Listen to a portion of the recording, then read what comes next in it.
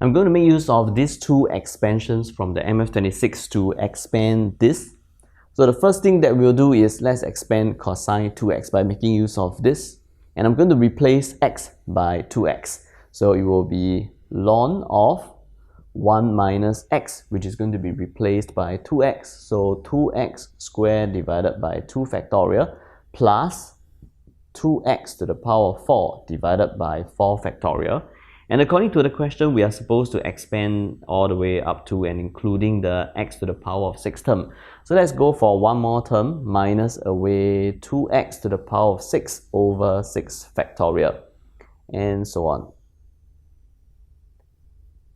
Expanding and simplifying and regrouping, what I want to go for is something that is like this.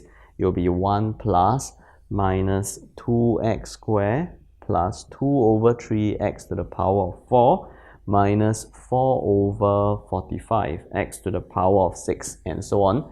And the reason why I'm regrouping it in this way is because I'm going to now make use of this expansion, and I'm prepared to replace x by this huge expression over here, which means that I'll be looking at x, which is going to be this expression now, minus 2x squared plus 2 over 3x to the power of 4 minus 4 over 45x to the power of 6 plus dot dot, which is actually a bit tedious, so why not let's make this statement the statement that we are going to start our approximation. So here I'm going to change it to an approximation sign. I'm going to eliminate me having to write down this plus dot dot, so I will just go for this expression, x minus half x squared. So 1 over 2, I will have minus 2x squared plus 2 over 3x to the power of 4 minus 4 over 45x to the power of 6 squared, then plus 1 over 3x to the power of 3.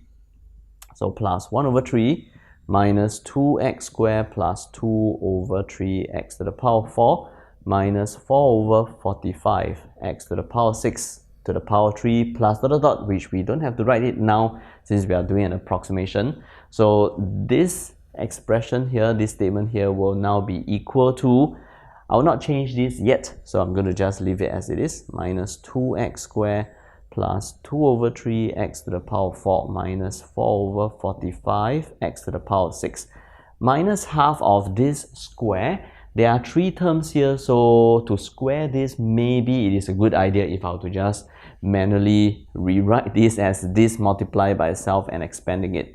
So let's go for that strategy. So we will have this x to the power 6 multiplied by itself minus 2x squared plus 2 over 3 x to the power of 4 minus 4 over 45 x to the power of 6 plus 1 over 3 of this. If I were to expand this, what we will recognize is that if I were to be applying a binomial expansion, the very first term will be minus 2x squared to the power of 3, and this will give us x to the power of 6.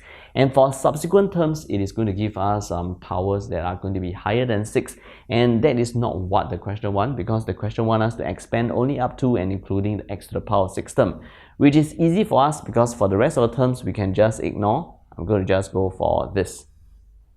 So we will have a minus 2x squared plus 2 over 3x to the power of 4 minus 4 over 45x to the power of 6 minus this multiplied by this, it gives us a 4x to the power of 4.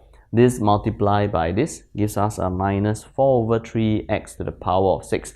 But when I take this multiplied by this, I'll get an x to the power of 8, and that is not what I want, so I'm going to take this multiply by this now, which will give us a minus 4 over 3x to the power of 6 again. And for the rest of the expansion, they are just going to give me powers that are beyond x to the power of 6. So I'm going to ignore all the rest, stopping at x to the power of 6. Then plus 1 over 3, this is going to be minus 8x to the power of 6. And if I were to now expand everything and simplifying everything, we will get our final expression as minus 2x squared minus 4 over 3x to the power of 4 minus 64 over 45x to the power of 6, an expansion that goes all the way up to and including x to the power of 6. And this question went on to ask for us to state a value of x such that for this domain that we're looking at x to be between 0 and 1/4 pi, we are looking at values of x that will cause the expansion to be not valid. So if we were to first get this domain into x that is here, we are looking at cosine 2x. And for the graph of y is equal to cosine 2x between 0 to 1/4, the graph is going to look something that is like this.